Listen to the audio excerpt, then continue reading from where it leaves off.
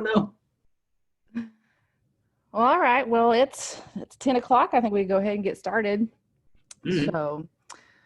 Well, good morning, everybody, and welcome to today's last webinar of our series. This is all about where have the ditches gone, the Valley of Bioswales as stormwater detention features. This is a three-part online series for low impact development, and we really want to thank our sponsors for today's webinar, including the US EPA, Arkansas Department of Agriculture, Division of Natural Resources, Beaver Water District, and thanks to you all at Construction EcoServices for being our guest speakers today as well. So, all right, so I'm your host, Becky Rowark. I'm a program director with Beaver Watershed Alliance. We're located in the Northwest Arkansas area here in Springdale, Arkansas. And today we are joined by Anthony Kendrick, who's a project manager at Construction EcoServices based in New Orleans, Louisiana. And we also have Matthew Smith, who's business development with Construction EcoServices out of the Houston, Texas office. So just a few housekeeping notes. Hi. So just a few housekeeping notes to engage with us today during the presentation. So somewhere on your screen, you're going to see the Q&A and the chat features. So feel free to use those features to ask us questions. So throughout the presentations, we'll see those questions and we'll try to answer as many as possible during today's program. Also, this webinar will be recorded and it is available on demand. So if you missed something or you need to go back and reference something, that will also be available. And we just want to thank all of you for participating in today's online event. We really appreciate you being here and your interest in low impact development. If you do want a certificate of completion for professional development hours, let us know. And after this webinar, we can get with you and help you get a certificate. So with that, I'll start us off with a little bit about the Beaver Watershed Alliance. And I apologize if you've been on these series, you've had to see this the past 2 times, but just for those of you who haven't been here yet, a little bit about the Beaver Watershed Alliance. So our mission here in the Northwest Arkansas area is to proactively protect, enhance, and sustain water quality in the Beaver Lake area and the integrity of its watershed. And we accomplish our mission throughout the entire watershed area through a variety of activities and working with thousands of volunteers and landowners each year. We implement best management practices in both urban areas and on farms, all to improve water quality. We also work with a number of partner agencies to conduct scientific analysis and research within this watershed to learn about water quality trends and to help prioritize our work. So here you see this is the White River watershed area. And basically watersheds are defined by topography. So, and they're kind of like nesting eggs. There's watersheds within watersheds and they all drain to a specific point. So in this case, the White River is draining to the Arkansas River, or I'm sorry, the Mississippi River on the far east corner of Arkansas. And the Beaver Lake watershed is in the headwaters of the White River system. So Beaver Lake is one of the 3 impoundments that were built for flood control back in the 1960s. So the headwaters start here in Northwest Arkansas. They go into Table Rock Lake, Bull Shoals Lake, and they flow all the way down to the Mississippi River. And then that goes down to the Gulf of Mexico. And why is Beaver Lake important to us? Well, it is our primary drinking water source for 1 in 6 Arkansans. It provides hydroelectric power, brings in millions in recreation and tourism, and it really has been a cornerstone of the economic growth happening here in Northwest Arkansas. So last we checked, there was about 30 people moving here per day. So our population is encroaching, if not surpassing, about 500,000 people.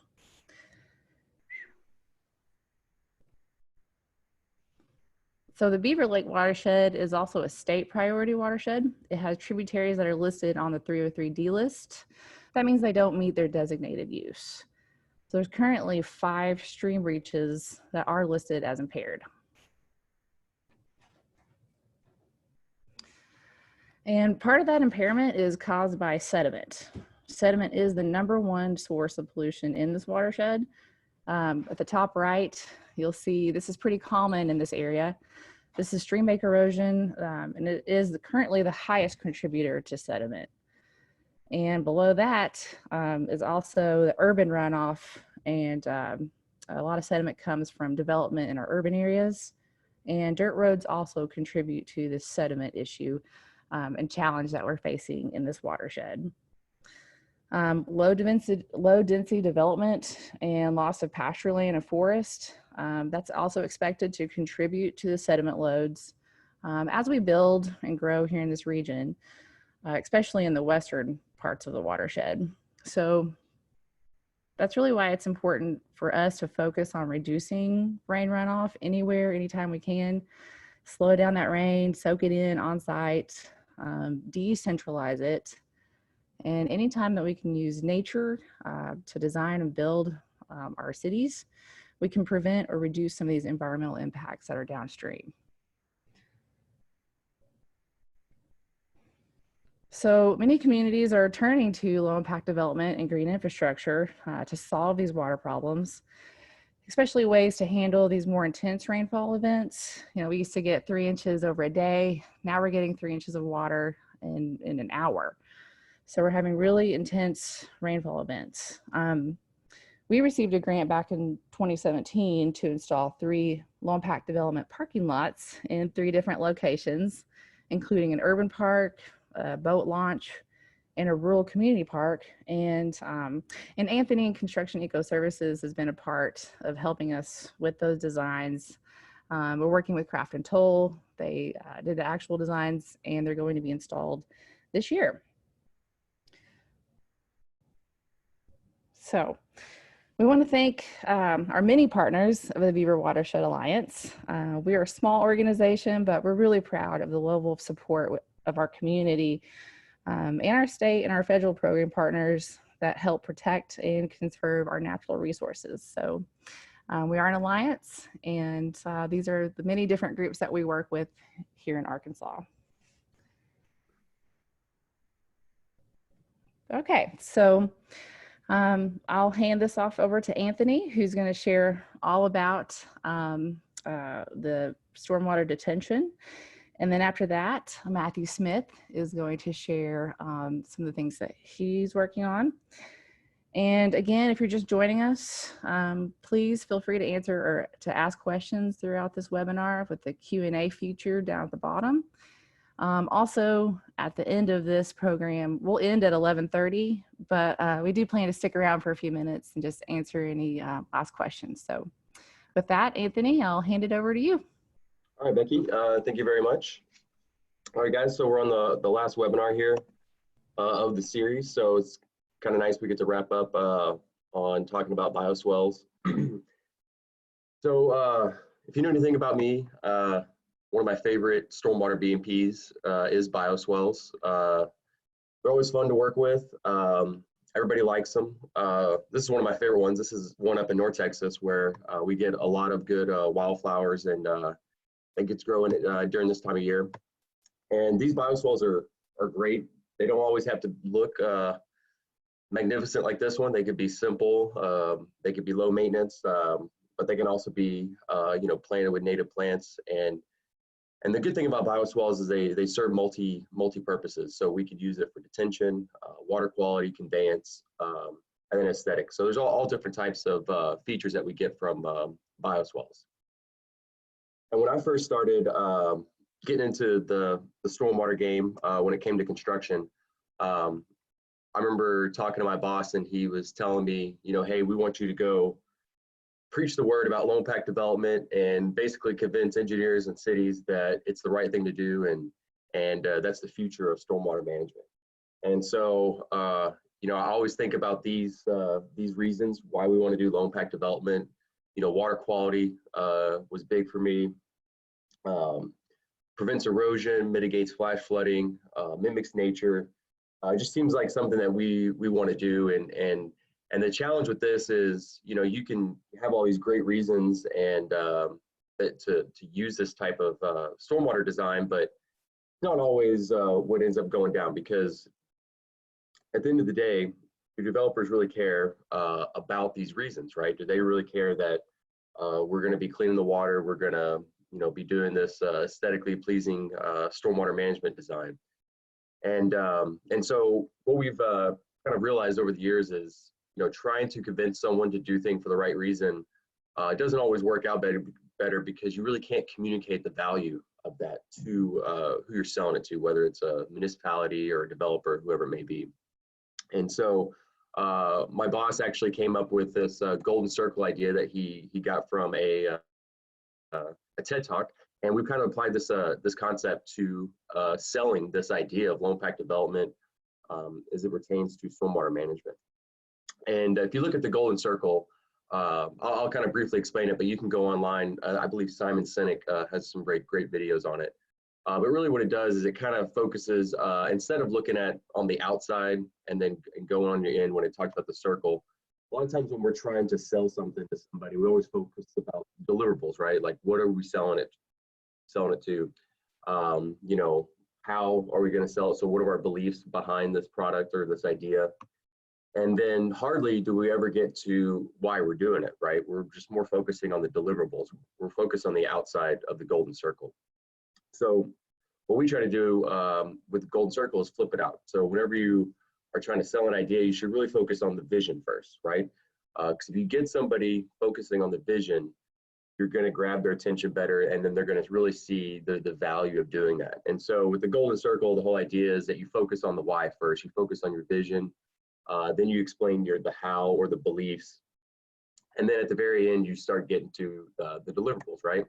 And so we'll talk about how we can do this with stormwater management, especially when it relates to developers. That's kind of been our big, our audience when we're trying to sell this idea. But I think a lot of municipalities really already know about this, why low impact development is so great, but they also struggle too, trying to get developers on board with new zoning requirements and new stormwater ordinances. Is, you know, a lot of times developers throw up things like a maintenance and cost, and so instead of focusing on those deliverables, let's focus on the vision. So we must start with why, right? Developers don't always care about the deliverables up front. You know, later on they're going to want to know what those are, but up front they're more focusing on you know, on things that are important to them, especially the bottom line.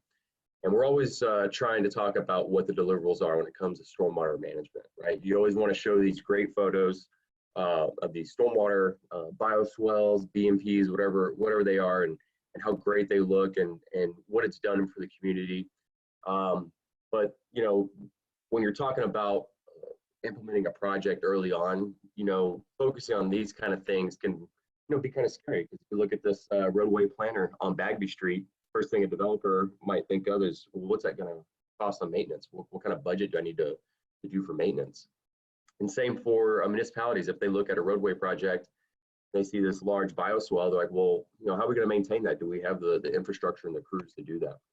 So instead of focusing on all the good benefits and the deliverables for your stormwater BMPs, let's talk about the why vision, right? And whether it's you know, doing rainwater harvesting or bioswells, underground detention, things like that, we want to start focusing on the why. Developers really care about why they should do it, right? And so if you want to implement this type of stormwater design, these are the language, or I guess the bullet points of the language that you want to speak to the developer, right? So why would you want to implement a bioswell or permeable pavement on your project? Well, if you can tell your developer that you can increase your lot yield, that's going to get their attention. If we can lower the overall cost of development over traditional stormwater design, that'll also get their attention. And if they can use these tools to increase their overall revenue of the project, well, yeah, that's definitely going to grab their attention, and they're going to start looking at this rather than the deliverables. And then always the construction delays and design delays are always important, but those first 3 bullet points is really what you want to get across when you're trying to implement this on a new customer or a new city. So here's our little, I guess our tagline we like to use with low impact development. We wanted to provide developers with a water management solution that positively impacts their bottom line. Through creativity, innovation, and collaboration, together we can build a better future. And collaboration is really important, right? Because when you're trying to implement these projects, it's always good to definitely get everybody on board and see that. And a lot of times when we work with landscape architects or engineers, those two kind of work hand in hand when you're looking at stormwater management design. So let's bring it back to why we're talking about bioswales so much. So this is where I grew up. I grew up in North Texas, about an hour north of Dallas. And the neighborhood I lived in was pretty much like every other neighborhood in that area, where everything was gravity drained through these bar ditches. There was no really storm drainage pipe. And so in our front yard, we had this really big ditch. And whenever it would rain, we'd get big, heavy rains, that ditch would fill up with water. And I could just see it go down, and you can kind of see it all flow down to the low point of the neighborhood. But what's interesting is that ditch would stay full of water until the next day. It wouldn't just drain after the rain event. It would take a day or two to eventually drain out into the lake or the creek, wherever it went. And the reason is because if you look, a lot of these driveways have culverts, and the culverts a lot of times end up restricting the flow. And so what happens is the ditches pretty much work like micro detention areas. A lot of these culverts end up getting silted in or damaged, and so it's usually almost like having a 6-inch restrictor between each ditch. And so what's interesting about that pretty much was a low impact development design, right? That was kind of like the way that they were doing it back then in the 80s when they developed those. And now if you go back and look at all of the neighborhoods, especially in the Texas area and all across the United States, you don't see ditches very often, right? They've kind of gone away with those. And so the question asks, where did the ditches go? And the reason we got rid of ditches, right, is to increase efficiency, but really was lot yield, right? If you can get rid of that ditch, you can get more lots on your land. And so what that did for the developers was they saw the value of paying for underground storm drainage, because they can get more homes, they can sell more lots and increase their revenue. But what happens when you increase your impervious area and basically try to get all the stormwater off your site as soon as you can to the nearest creek and let the downstream neighbor deal with it? Well, you get urbanized flooding, right? And in Houston, they get tons of flooding. I think they name all their flood events after the nearest holiday that it's around, whether it's Memorial Day holiday or the tax day flood. And all across the United States, we're really seeing the issue of urban flooding become more prevalent, more common. And a lot of that has to do with the fact that we were wanting to, expand, urbanize, and develop as much as we can. So what was the solution to urbanized flooding? Well, it was detention ponds, right? And if you go on a Google map and look at a lot of subdivisions, you'll see these large detention ponds. We've gotten creative throughout the years. We've also made them retention ponds and made them aesthetic features. But at the end of the day, you're having to take a huge chunk of your land, convert it over to a detention feature, and then you're going to have to maintain it. And detention ponds, even though a lot of people think that they're one of the more economical ways to manage stormwater on an upfront cost, long term they can be a big maintenance burden for the developers, especially in areas where they're actually enforcing maintenance and they're coming out and inspecting these stormwater ponds. It could be a long-term maintenance burden for your owners. And so you get these detention ponds, and if you look at this lot, for a developer, what they see is they see a missed opportunity. They can put more homes. They can get more lots on this property if they didn't have that detention pond in the way. And so there are different ways that we can address stormwater management than just curb and gutter, drainage pipes, and then a big pond where we can stack that water so we don't flood our downstream neighbor. And so what we found is, breaking up that detention area, using our existing right-of-ways, using our existing landscape for stormwater management can be a more economical solution. And Matthew will talk about this project later on, but it's a great little aerial view of this big subdivision down near Houston, where they use these large bioretention basins for their stormwater management. And Matthew will talk about the economics and the lot yield later on, but I'm pretty sure most people could agree that they'd rather live in a neighborhood that looks like this than the ones I kind of showed you earlier. Because if you look here, there are no subsurface drainage pipes, there's no curb and gutter. They do have underground infrastructure for like the overflow, as you can see there in the corner of the bioretention basin, but the curb and gutter design went away because now they have these nice bioretention basins or bioswells, whatever you want to call them, to manage their stormwater runoff. And so if you've watched any of our other presentations the last 2 weeks, we've talked about this multifunctional design concept where we're using our landscape to manage both of our stormwater and our aesthetic features. All right, so before I get started, we got one question here. This is from Dana. How is Wildflower Bioswells in North Texas maintained? Is it ever mowed? I know in that particular area, they just will mow it once the wildflowers start to die off. But yeah, they just kind of let them grow wild. A lot of the seeds, they might have seeded that bioswell because before it was all just grass. And then I came back a couple years later and it was covered in wildflowers. So I imagine they seeded it. But yeah, mowing is just a pretty straightforward regimen for those types of landscape. All right, we're going to go through some of these case studies here about multifunctional design and how we can bring down the economics with this. So why low impact development? So this particular project was a small subdivision in Houston, and these were pretty high-end homes. So you can see these are pretty large footprints of homes. And this one in particular was 2 cul-de-sacs here. And you can see there wasn't that many lots on here. There's maybe 20 lots total. But even though it was a small lot, the city was still going to require them to do detention, right? So they're going to have to detain a lot of the stormwater runoff coming off these big lots and the pavement. And so this was kind of like the final design solution. And so what you're looking at here is in front of all these lots in the frontage, basically the front yard of these homes, they were going to have these small micro detention areas that were going to be drained and all connected together through bioretention. And so originally, lot 4 and 5 here on the right side was going to be allocated to basically a surface pond or a detention feature. And the developer was obviously worried about this because they were selling these individual lots for over 300 grand. So they're almost looking at $700,000 in lost revenue that they were going to have to allocate to a stormwater management feature.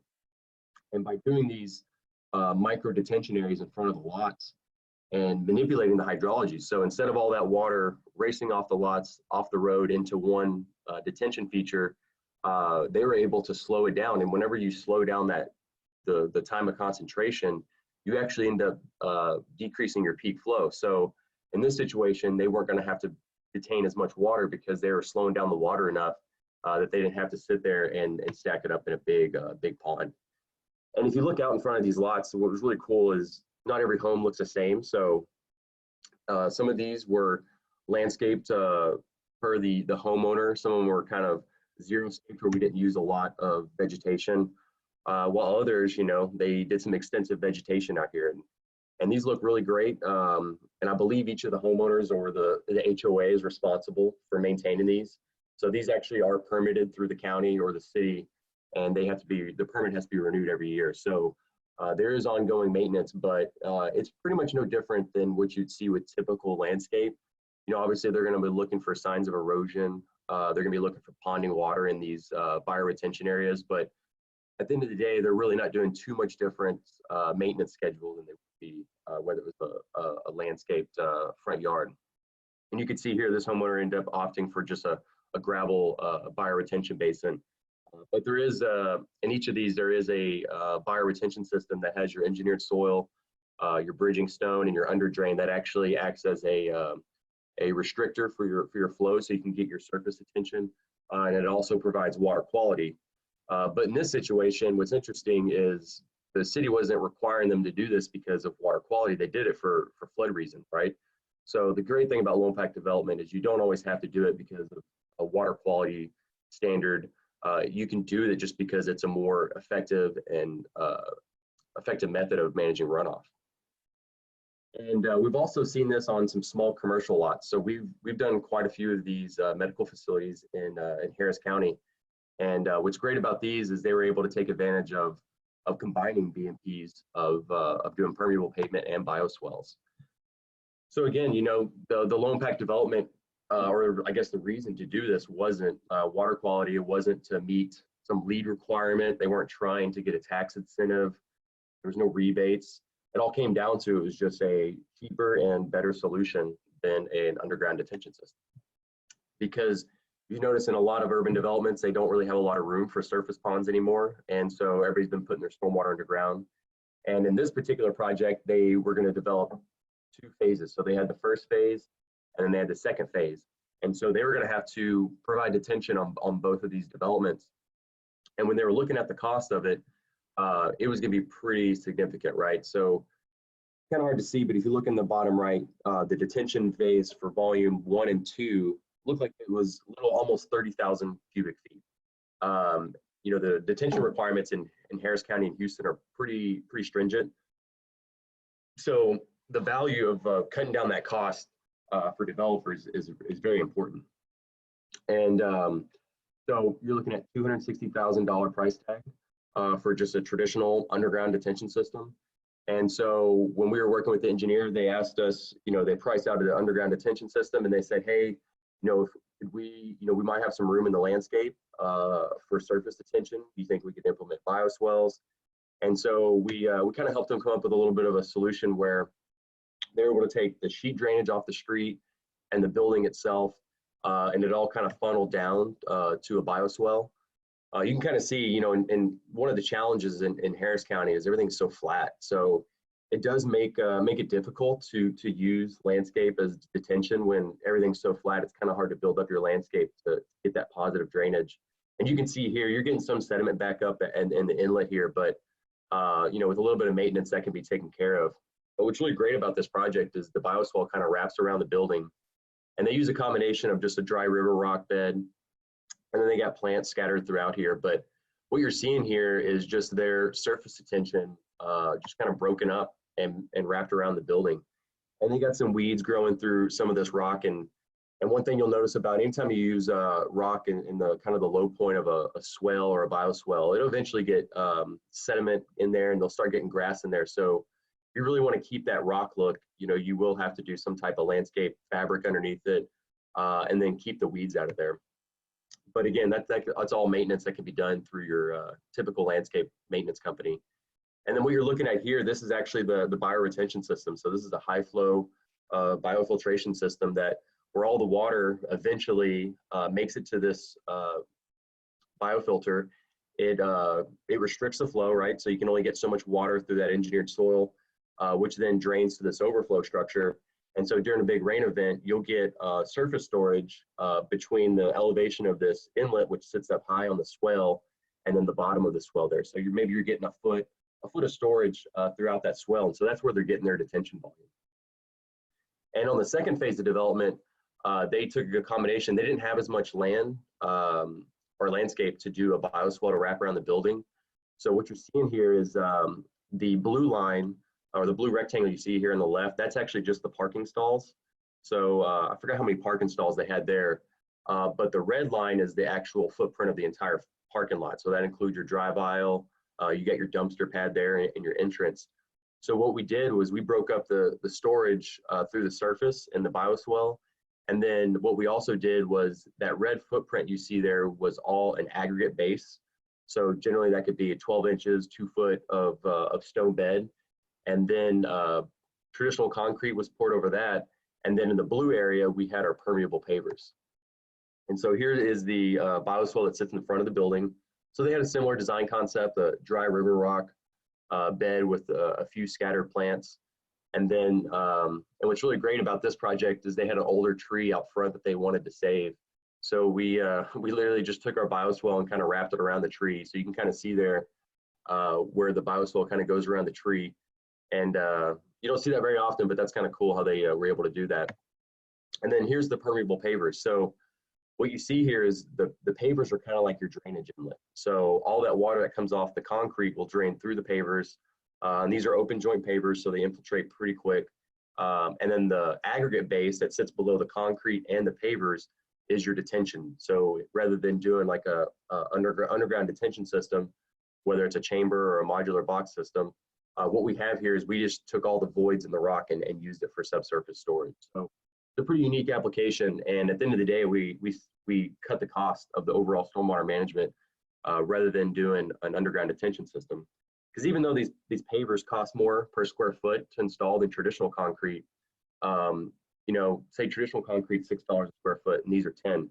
Well, you're only paying an additional $4 a square foot for those pavers, but also we're not having to put as many drainage inlets because these infiltrate so quickly. We could probably have one drainage inlet for that whole parking lot rather than 2 or 3. And so you have to kind of back out the other traditional infrastructure costs you would have put in place. And so when you're running these budgets, you have to kind of consider that. Otherwise, a lot of times they think, oh, I see permeable pavers, that automatically costs more than traditional concrete. But no, we're getting cost savings in other areas. All right, we got some questions here. See if I can answer these real quick. So these look great on a pre-development side of things. What is your experience with post-development retrofit installation?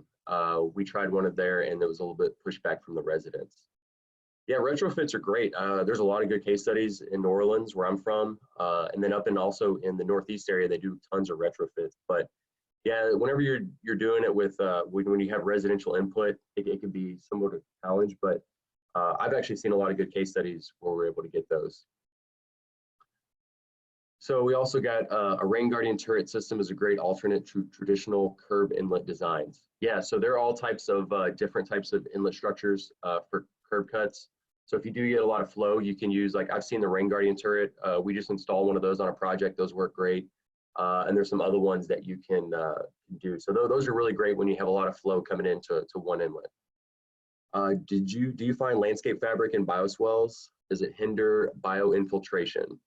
So that's a good question. So the type of fabric we use is a high flow fabric. So you can actually, the fabric will separate your layers, but it's also very permeable. So no, it does not affect the infiltration into your whether it's a groundwater table or whatever it is. It does not do that. And do you find herbicides such as Roundup being used in the rock line ditch? I don't know the answer to that. I'm pretty sure they use some type of herbicide, but I would not recommend Roundup. We all know the issues with glyphosates. And we got another question from Scott. For this site, is there an eventual small diameter discharge pipe that leaves the site? So yeah, what we do is when you do bioretention, you'll typically have an overflow structure set up high, and the bioretention system itself is like your restrictor. So yes, you'll either have a weir structure if you don't have bioretention, if it's just your traditional pipe structure. But yeah, you could also do the bioretention as your restrictor. And yeah, we also have a performance guarantee for these bioretention systems. So we actually had to go out and do an infiltration test on these bioswells to make sure they were actually working. So that was good value to the owner. They, obviously if you get these installed, there's a chance they can get clogged with construction sediment. So we do provide infiltration tests. So on these pavers you see here, I believe we have to meet at least 1,000 inches an hour. And then on the engineered soil systems with the bioretention, it's 100 inches an hour. All right, good questions. All right, let's move on. So here's some other good case studies. This one's actually up in North Texas, and it's a 7-Eleven gas station. And we were doing a lot of these projects up in North Texas, and we were doing some underground detention systems. And we had one particular project where the engineer reached out to us because if you look at the site plan, they really, they originally thought underground detention, so we gave them a budget. It was going to be around $50,000, $60,000 to do a turnkey install. And whenever the engineer was looking at it, she was saying, hey, look, we got all this available landscape. Is there a way we could do surface detention in these areas rather than do underground detention. And so what they ended up doing was she graded out these open landscape areas for like a 3-to-1 side slope. They had a flat bottom, and so essentially they created a trapezoidal bioswell shape. And in these, they had a lot of grade change. So these actually were fairly steep on some of these bioswells. And so what we ended up doing was the utility contractor came in and just kind of graded out these swells, created all of our surface storage. And then we came back and installed our bioretention system. So this is the high flow biofiltration system. And you can see on the left there, that's after we installed it. So you got your overflow structure sticking out there. And then we wrap it up in fabric. Obviously, we don't want all that construction sediment clogging it. And then if you look on the right, after it was landscaped, you can see they put all the sod next to it. We actually opened up that fabric, and then we'll add mulch and plants in there. So the whole idea here is all the landscape takes all the runoff from the pavement and the building. It fills up these bioswells, creates our detention, and we got our overflow structure there for our long-term or our large storm events. But we ended up doing this one for about $20,000. So about a third of the cost we were able to do this because, you know, digging out bioswells and installing these is much cheaper than having to excavate a large footprint, you know, do a structural base, install these detention systems, and backfill with rock. You know, earthwork solutions like this can be fairly cost effective. And I will tell you, it is a 7-Eleven, so they wanted to keep their maintenance low. So these aren't the best looking bioswells. You know, they're all grass with sod. But, you know, at the end of the day, you know, it serves their purpose. It's a low maintenance, and it was able to save them money up front on construction. And so these examples I've been showing you, these are really just, you know, what's the value of bioswells when it comes to detention, right? If you have a large detention requirement, you can cut that down using low impact development. But I was doing some projects up in Fort Worth. So these are right along the Trinity River, and the Trinity River, or it's the Trinity River Authority, I forgot their name. They put a pretty stringent water quality requirement on all developments along the river because Fort Worth is trying to redevelop the river there. So they're putting up a lot of these apartment complexes and entertainment areas, kind of attract and develop that area. And so this particular project, the TRWD ended up forcing them to do the water quality, but at this point in time, the engineer pretty much already had a traditional layout. So it was all curb and gutter, and they had these 2 large outfalls that were going to go into a drainage channel that went straight into the river. So pretty much our only solution was to do these into pipe systems. So what we ended up doing was these large vault systems. They're called a nutrient separating baffle box, but there's all types of systems out there. And what we had to do is, you know, we really couldn't do a low impact development design. It would have just taken too much to regrade the site, and they already had the building footprint. So they ended up going with a solution. And as you can see, these vault systems are very large. So this one in particular had a trash rack, a baffle system, and then it also had filtration media. So that was how stringent these water quality requirements is we couldn't just do trash rack and oil boom and sediment. We had to put a filtration media in there to reduce nitrogen and phosphorus. So nitrogen and phosphorus was pretty difficult to deal with when you're doing stormwater. And if you look at the price tag on these, it was very expensive. I mean, you're looking at a lot of concrete here. Those systems were pretty tall, so they had to come in with specialty equipment, some cranes to get them installed. And what's interesting about, you know, doing these types of BMPs, you know, they're out of sight, out of mind. So if you look here, this is at the back of the lot, you know, a lot of people are going to forget it's there. You can see here, they're already throwing trash on top of the vault system. There's weeds growing everywhere. And so when these things are out of sight, out of mind, the more likely they're not going to be maintained as often as if it was a bioswell that was sitting in front of your property, right? And so what's interesting about this project was the general contractor did not do any stormwater pollution prevention. So these were installed at the beginning of the project. So for about a little over a year, all the construction sediment, debris, and trash all pretty much ended up in these baffle box systems. So that's another thing you got to worry about. This is you don't want to fill this up before you give it to the owner. So before this contractor could even turn the project over, they had to spend about $5 or $10 grand just cleaning these things out. So that just kind of shows you if you're going to do stormwater B&P systems like this, you definitely want to protect them with the your inlet protection. So this was another project on the Trinity River. They had the same water quality requirements. It was almost the same design. It was another apartment complex. But this one, we got pretty lucky because they already had some planters in the pool area. So this is kind of a rendering. But if you look, there's some green planters in between the pool and the building on both sides. So when the engineer asked us for a solution, we obviously, we said, well, yeah, we could do an end of pipe solution, but it could be pretty costly. So I think we can go with bioretention and save you some money. So what we ended up doing was we took this landscape. So I believe there was about close to 500 square feet in these stormwater planters. So what you see here, you can see some curb cuts on the sidewalk. But what's interesting on this project, most of the runoff came from the parking garage and the building. So we were getting some surface drainage, but we were more concerned about all the flow coming off the rooftop and the buildings.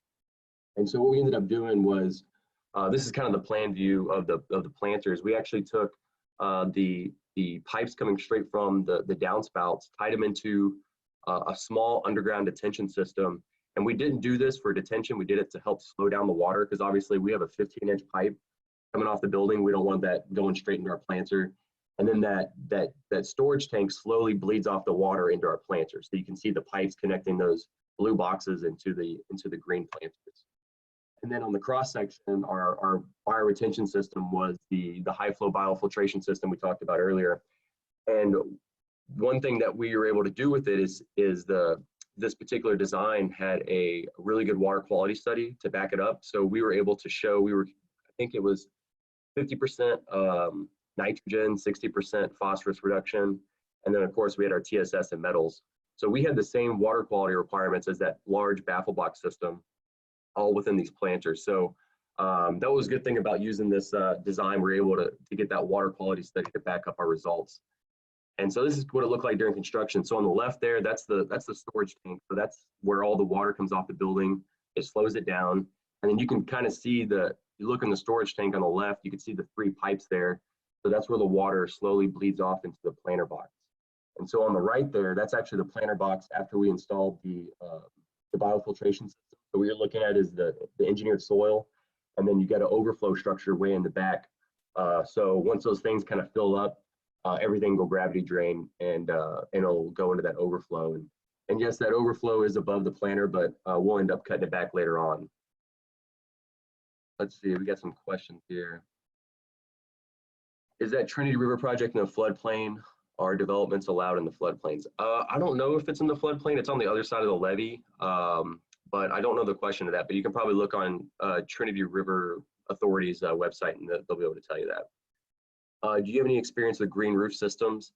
I've never done a green roof. I've seen them done a lot in New Orleans, where I'm at, and that's always an option. But green roofs are very difficult to get developers on board with. But I know in other parts of the world, green roofs are pretty common. But yeah, green roof could have been a solution that we could have looked at, but I'm sure the construction costs would have been more. So let's look at the cost comparison. So the View Apartments was the one I showed you first. That's with the big baffle box system. At the end of the day, it cost the owner $215,000 to get that system installed. And that was kind of like what they ended up paying. So if you look at the Encore Panther Island, which was the second project I showed you, it was almost half the cost. Because again, we're not putting everything in a big concrete vault. We're just using a high flow biofiltration system. It's made of engineered soil, bridging stone, and under drain. And so we were able to cut down those costs a lot. And so what I wanted to show you here was low impact development can be cheaper, not just for detention solutions, but also for water quality solutions. Because it seems if you go look in the stormwater marketplace, everybody has a solution for water quality, but they always want to put it in a concrete box. You don't have to put everything in a concrete box, when you're doing these urbanized applications. They can be these landscaped or kind of like these open areas. And when it comes to resilience, Matthew's going to talk more about this project later on. But this is a great project in Harris County. So I wanted to show you some of the resilience of these low impact development. This is actually a project that took advantage of a traditional design and also loan pack development. But this is what it looked like during Hurricane, what was its tax day flood, sorry. And you can see these bioswells, the traditional design, were doing their job, right? They're detaining water. And even during Hurricane Harvey, when they got, more than 30 inches of rain over a 4-day period, these bioswells were still performing great. And if you came back, this is actually a photo my boss took. He lives nearby this development. And after Hurricane Harvey, he was able to see where all the water drained down. So a lot of people think that loan pack development can't handle the large storms, but we're not trying to filter all that. We're not trying to get all that water to go through the engineered soil system or the bioretention system. That's what the overflow is for. But these systems are resilient. They can go through these big storm events and they work great. So whenever you're using this term, you're trying to sell this idea to a developer, don't call it loan pack development. That's not the best solution. Green infrastructure, we like to use that term. What we like to call it is multifunctional design, right? People can get on board with that. And you can kind of see in these case studies where we're taking advantage of that multifunctional design aspect.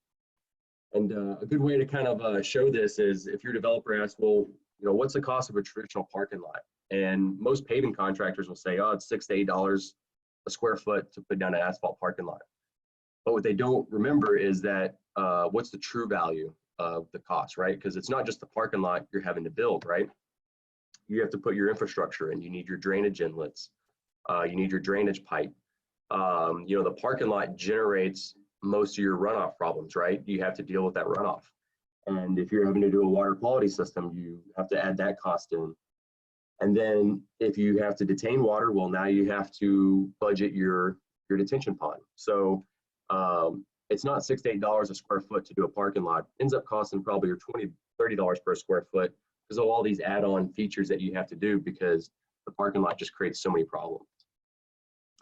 So if your parking lot can detain water, it can clean water, you can park on it, why not do that versus a traditional parking lot, right? So these are some of the whys and the hows that we want to get across.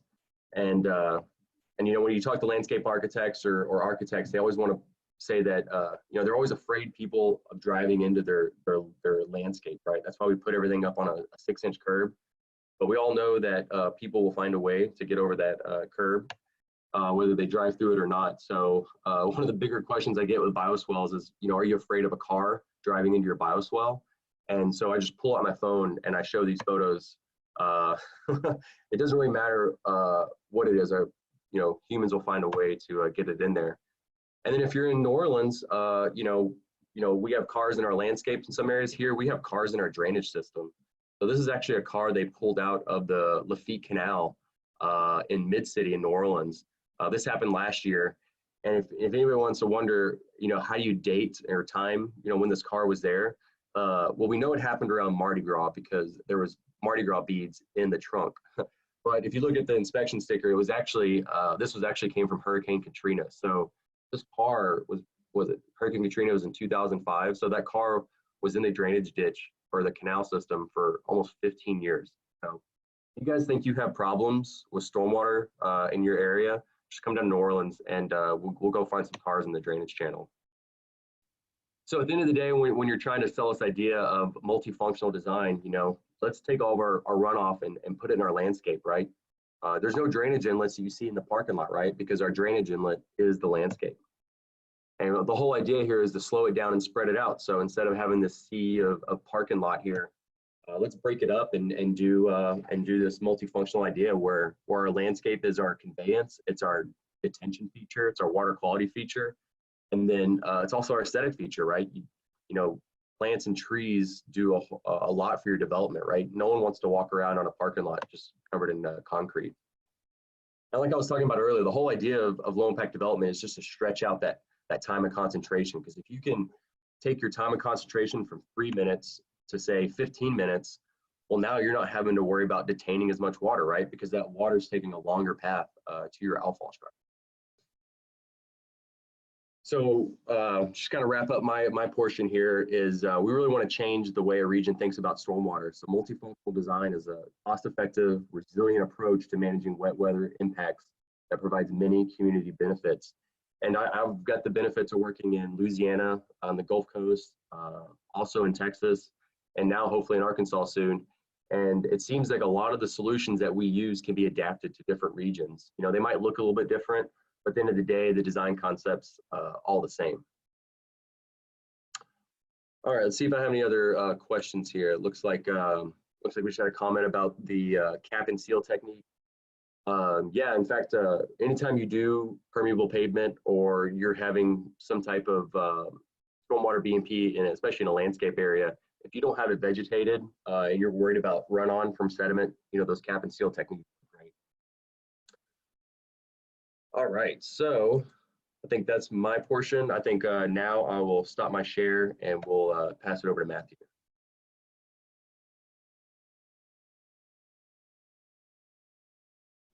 Awesome. Thank you, Anthony. Screen should be popping up.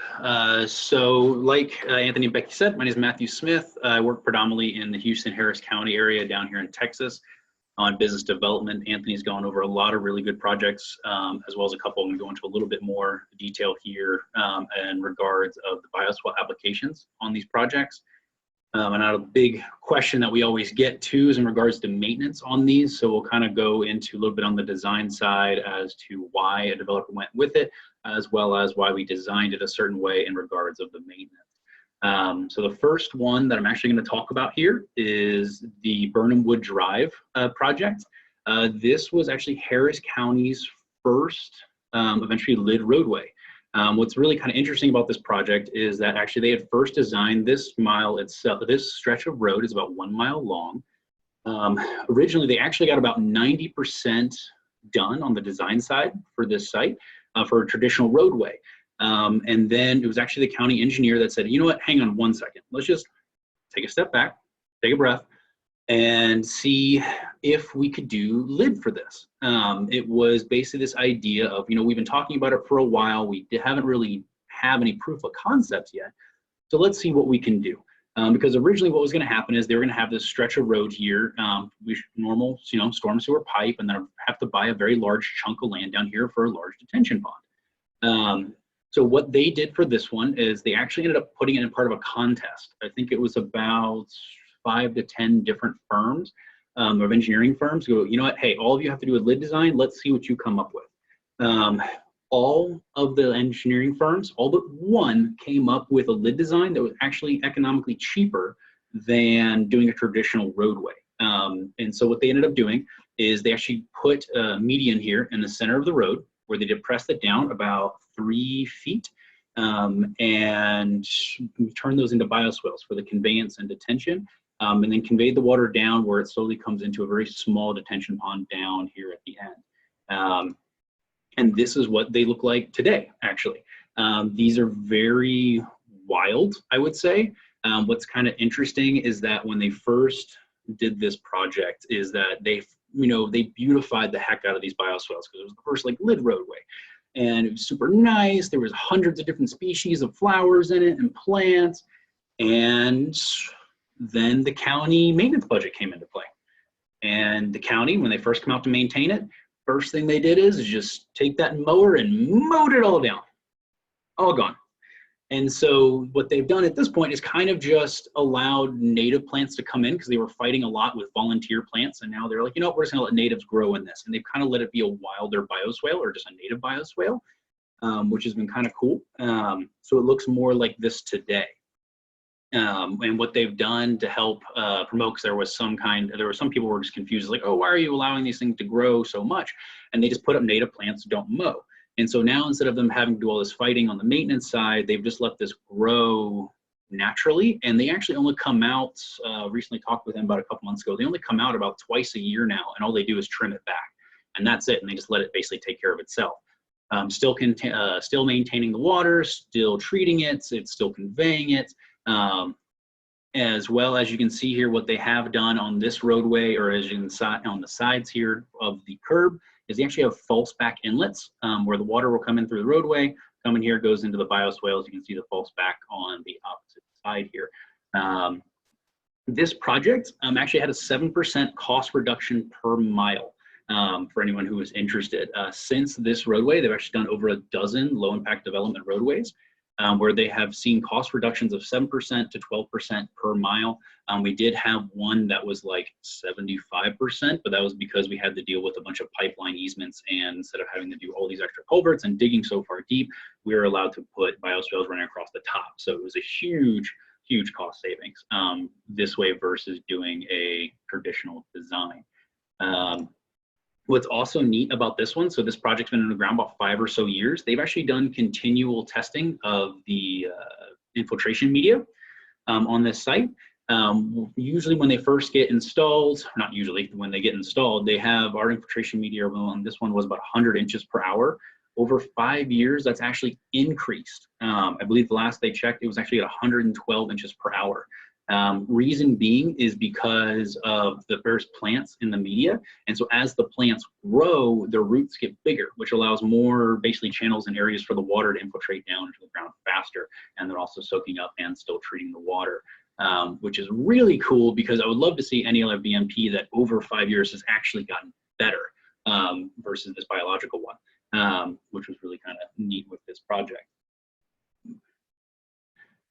So a lot of times people ask whenever we have to deal with it, because I mean, I talk to developers a lot down here in Houston, and they're always like, well, I mean, we don't have a lot of space for it. We don't have a lot of room, you know, an urban roadway that's, you know, easy to do, tons of area. Well, what about a, you know, street area? And so they always go back that, well, then we show them Bagby Street. Briefly showed this picture a little bit earlier. Bagby Street has shown a lot of different case studies, I think, over the past few years. It's part of the Midtown district, a very urban environment. It was part of where they were trying to basically have this increase. It was like a $25 million tax revenue like increase in the area, basically, really kind of sprucing it up and changing it. A big push for why they wanted to do bioswales on this one is that actually they were constantly having street flooding originally. One of the other bigger main storm pipes would get backed up really easily because the street was just basically rushing water in too fast for this site and causing it to back up. So what they did is they used these bioswales to help basically slow that water down and release it slower into the storm sewer versus just traditional design of just basically get it off my site as quickly as possible, out of sight, out of mind. So I'm going to pause that there.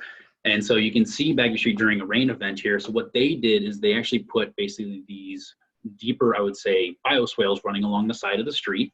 And you can see where the rain event kind of here on the side. And then these are two charts of just a couple 100-year rain events that it's been through. And then this picture on the right is actually post-Harvey, where the water only ever got up to about right there. You can see where the mulch line is. So really not a lot of street flooding anymore now that this system is helping making it easing up on the existing storm sewer entity. And so we ended up actually getting a quote from Marlon Marshall, who is the Director of Engineering and Construction of Midtown Redevelopment Authority. During Memorial Day, Tax Day, and Hurricane Harvey floods, Bagby Street outperformed every street in the Midtown District, which is really exciting to hear. But at the same time, though, have you ever been to Bagby Street or down to Midtown? The bar is not that high just because it's a little bit older of a district, but still exciting to hear that this is making vast improvements to it. And so what ended up happening was a little bit history of this project is that we actually started the design about 2010. From there, about 2012, construction started, and then 2013, everything was complete. So the first year, especially if we ever do an installation of a project, we actually provide the first year free for maintenance, basically, to make sure, because usually in that first year, if something's gonna go wrong, it's gonna happen in that first year. So we wanna make sure it's all taken care of. Now, once 2014 ended, the maintenance was passed over essentially to Midtown Redevelopment District, City of Houston, for them to maintain and take care of. Long story short, for 5 years, these were not maintained. They weren't taken care of. Nobody did anything with them until about last year, where they reached out. They're asking someone to basically take care of them again, clean up any trash that was in them, look at the biofilter media to make sure it was still infiltrating correctly. And so we did. We went out. This is just a sample of a few of them here. I think there's about there's 20 to 30, yeah, 30 focal points or high infiltration media, sorry, throughout this project. Now, with all 30 of those projects, none of them failed the conductivity test. All of them passed the infiltration. The reason being is for the design.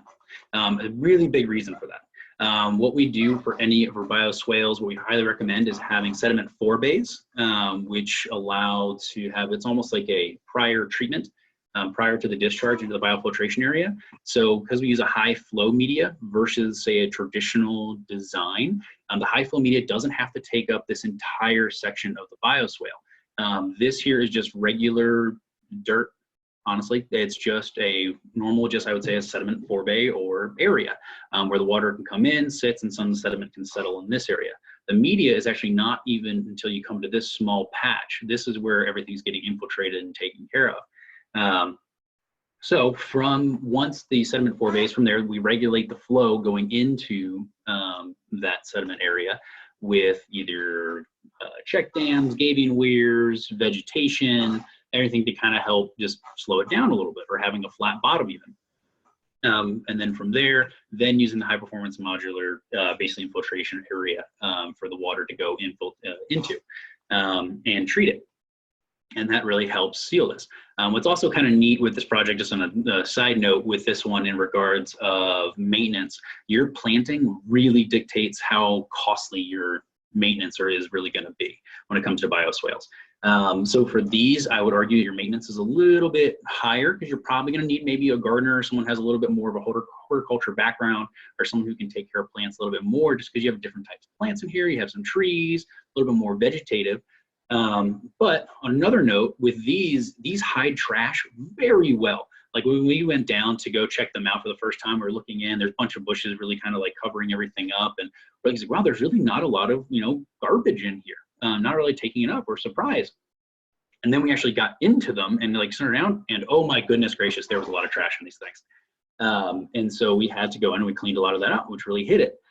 Versus say a roadside bioswale or some of a more basic just sod grass bioswale, a little bit easier on the maintenance side. That's quick, easy, done with a mower. A landscape guy can do that easily.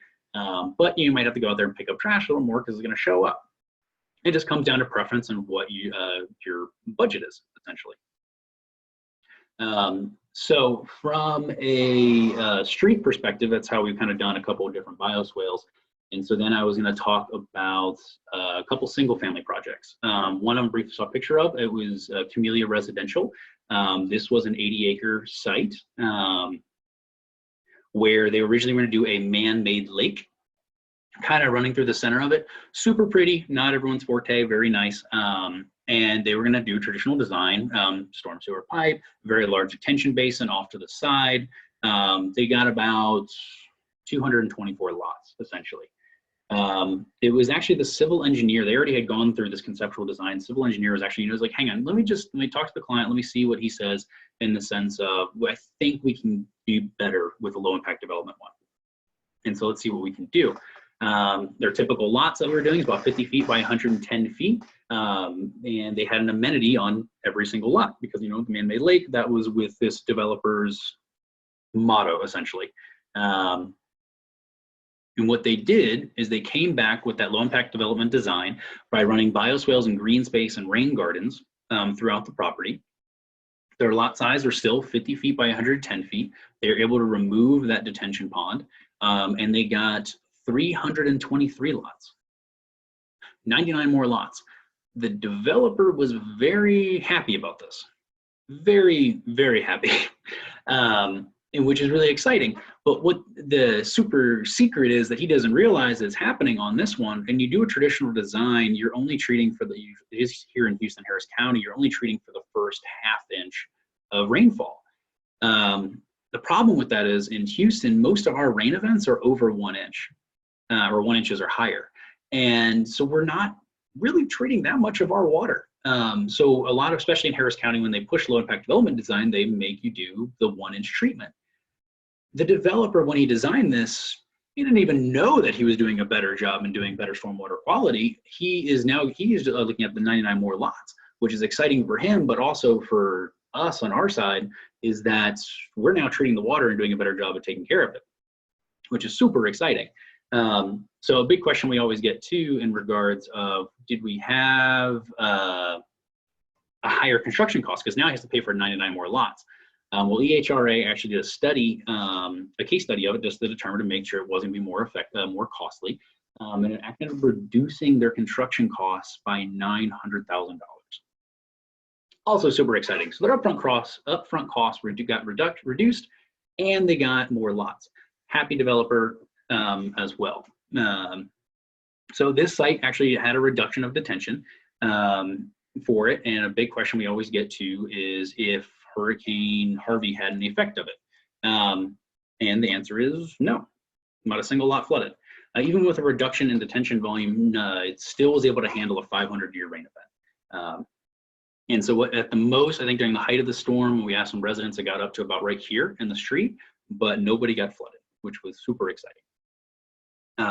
Now, in regards on the design side, one thing that did actually increase in cost is their stormwater pollution protection. It actually tripled. Main reason being is that when you look at this site, those rain gardens are bioswales, and especially in single family residential, these bioswales are in the center basically of everything. These are now basically your storm drain, your stormwater quality feature.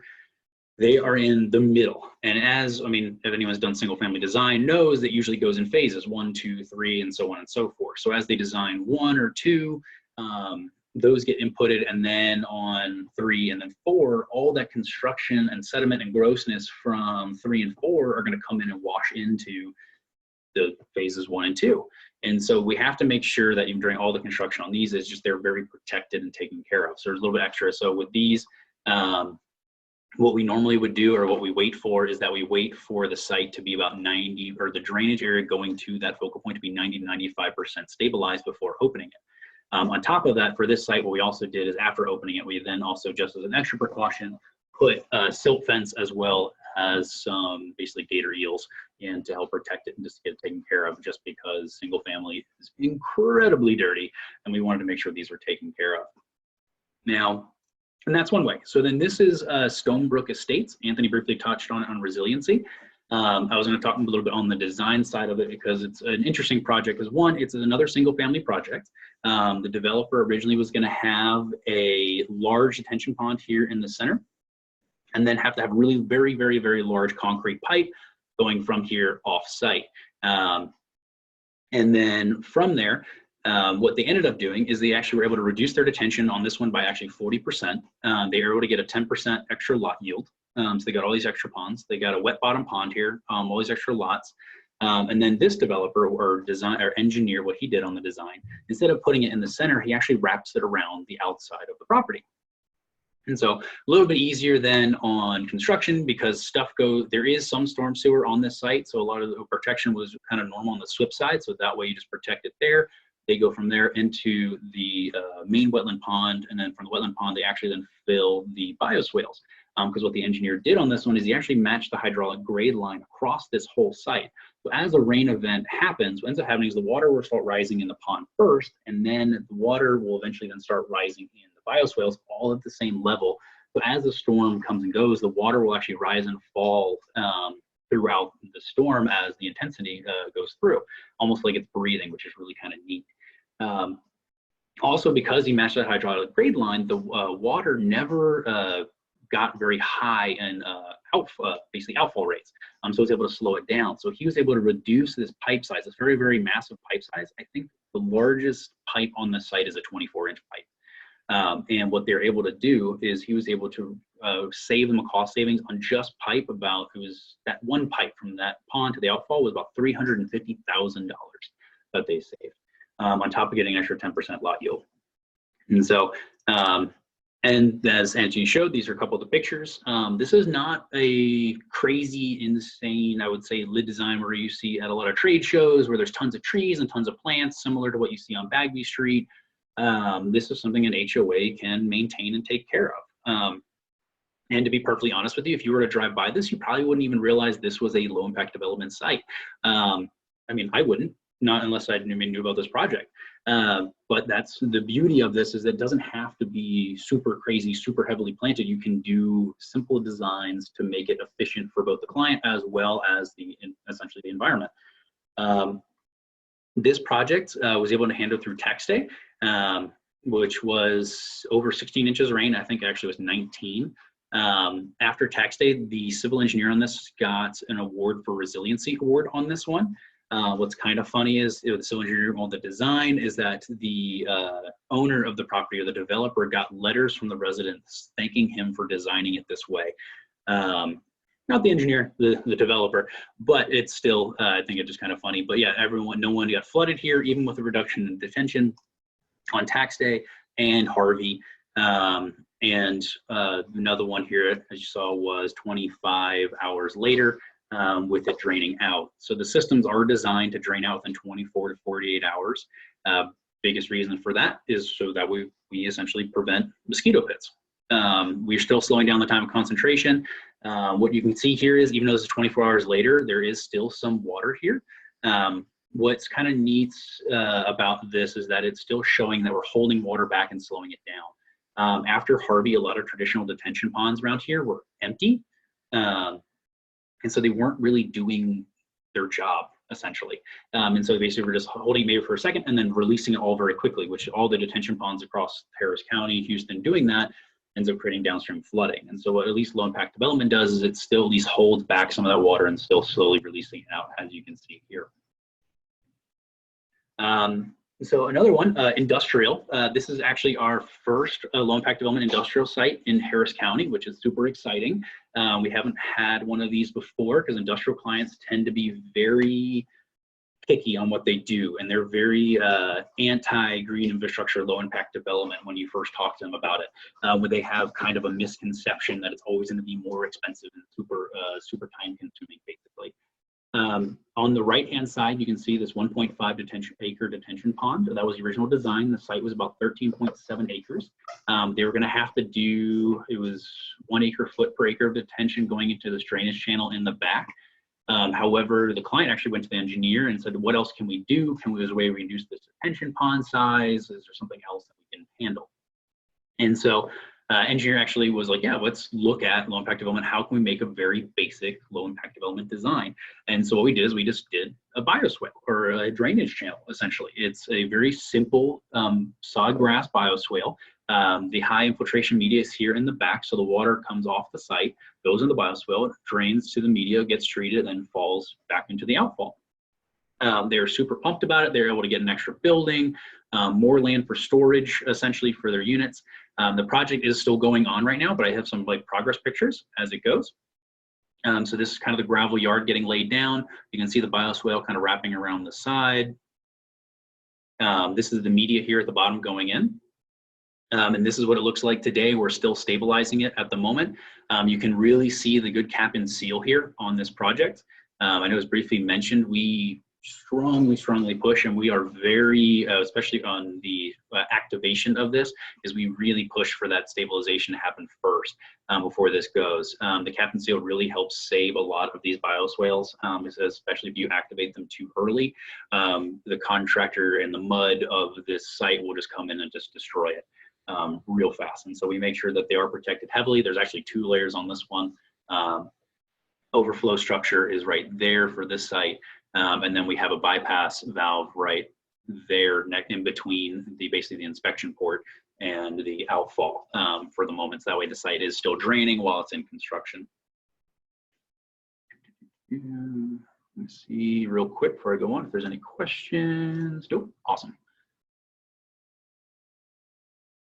So I'm going to talk about Springwoods Village. It's going to be the last little project here I'm going to kind of discuss. I was going to talk about a bioswale project in Arkansas. Unfortunately, we have not gotten permission to fully talk about it yet, but what's exciting is there is a large bioswale project coming out there to y'all's way. So super pumped about that. Lots of one of the big reasons for it is for water treatment, actually, and also for helping saving costs on storm sewer pipe. So in the meantime, I am going to show you guys another project that's very similar called Springwoods Village. That was on the north side of Houston up in Harris County. It is where the new ExxonMobil campus is. It's all the way up here. So if anyone's relative or knows where Houston is a pretty massive city. And so it's up here in this area. And so this is kind of a artistic drawing of what it looks like. This is a master planned area of commercial, the ExxonMobil campus, some single family residential, some very high-end homes over here, some kind of normal, I would say priced on this way. There's a new theater over here, which is kind of interesting. In total, it's about 2,000 acres. At the intersection, you saw of 45 and the Grand Parkway, which is up in that area. And so what they did is they actually ran Bioswales along Springles Village Parkway here. This road, which is East Mossy Oaks, there's the Energy Corridor or Energy Road essentially on this side, and then Holsworth, which is another road. And this actually extends even further south of here, which has more bioswales running through it. This one we were brought on relatively early, where they were wanting to find options essentially to do bioswales of what they can do. And this is what ideally we're going to be going up in Arkansas. This project is very similar, I'd say, to Burnham Wood Drive in the sense of it's much more wilder looking. They wanted to have this site look as natural as possible. There's lots of walkable paths, areas running up and down different areas. They actually have parks that run through this, which is kind of neat. This is one of the biofilter medias. This has been in about 3-4 years now, I think, maybe 5. And really kind of grown lots of different types of grasses in this area, which is kind of exciting. And see our inspection port is kind of almost hidden a little bit. And so for this one, similar in the sense of they don't do a whole lot of maintenance on these until they just come back and they really kind of trim it down. They kind of just let it grow. A couple of things on this one, because there were such long stretches of bioswales on the design side, they actually put these gabion walls at different sections of it for the elevation. So you can kind of see how the land kind of goes downwards towards that stoplight. And so if they didn't have these gabion walls, the water would be moving too quickly and they wouldn't have as quick of infiltration rate. And so what they did is you put these gabion walls to slow it down, and they actually have media on both each side of these walls. So that way when the water hits it, slows it down, the water gets basically pushed into the media down below before going into, it's like a rock under drain, and then that also helps filter, and it goes out into the local streams. What they did on this one too, to help kind of show like a maintenance thing, is they put this little grass that's about 1 or 2 feet where they do maintain this a little bit more often, and they kind of let this side of the bioswale grow a little bit more. So it still shows a maintained look, but they're still letting the bioswales themselves kind of be wild. And so they did this one a little more wild. As you can see, they kind of just let flowers grow or grasses grow. This one's a little bit different than Burnham Wood. Instead of having bioswales in the center median, they put them all on the sides. That way it just kind of will sheet flow off the roadway, hit that grassy little berm, and then into the bioswale itself before going into the panel. And that is going to complete my section. Is there any questions about bioswale applications on different types of projects?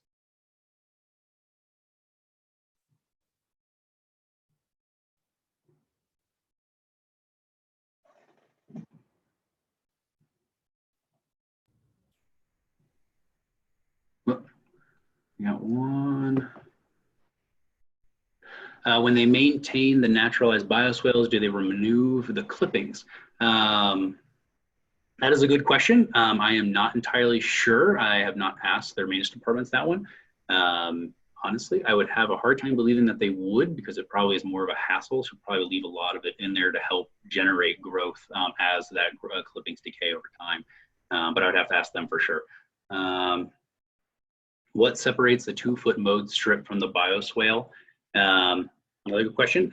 There really isn't anything that separates other than they just mow that 2-foot strip. That essentially I would say is just sod grass, and the rest of that bioswale is just stuff they've allowed to grow in the bioswale as volunteer plants, essentially. Oh, also, Matthew, remember that 2-foot mow strip is the grass is actually grown in fiber soils, so it's a reinforced soil amendment, so you can actually drive on that mow strip and it won't rut it out. So it's yes, similar that they do for like football fields and other landscape applications where you have a lot of foot traffic. So so yeah, that mow strip is actually almost like a separate soil section. Yes, thank you. Good point. as well.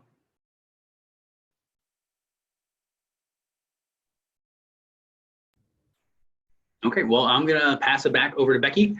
And I'll let you guys handle it from there. If there's any further questions, please don't hesitate to ask. We'll be happy to help.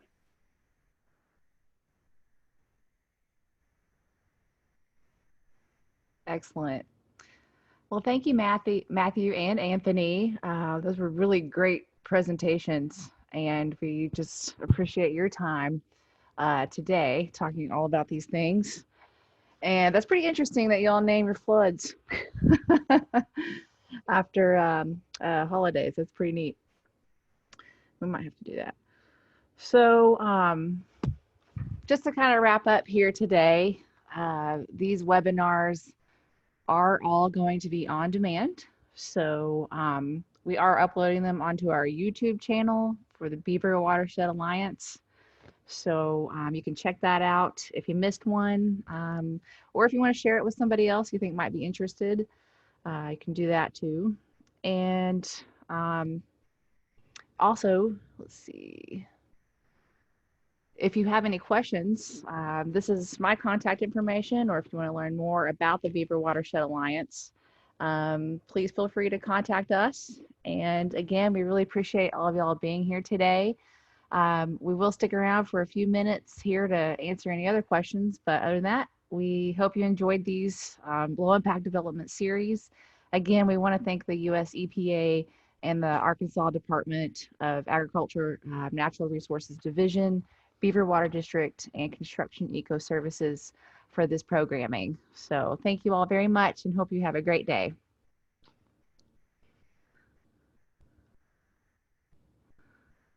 Okay, so Anthony and Matthew, y'all still there? Oh, yeah. Yes, Okay, ma'am. good deal. All right, so we'll just hang out here for a minute, see if there's any last minute questions that come in. Oh, so do you see where everybody's from? We got Canada, Maine, Arkansas, New Orleans. Yeah, that's great. Excellent.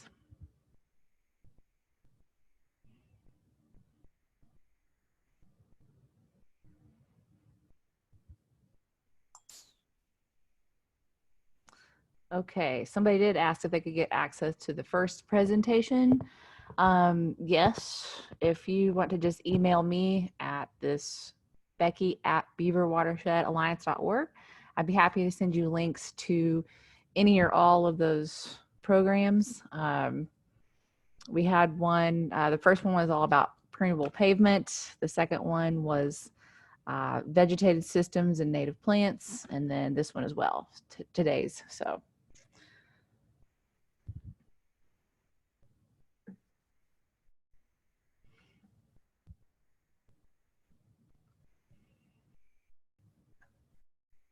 Okay, guys.